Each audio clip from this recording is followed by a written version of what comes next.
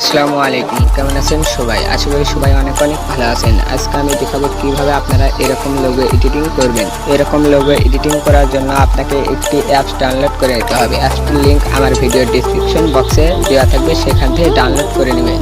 চলুন ভিডিও শুরু করা যাক।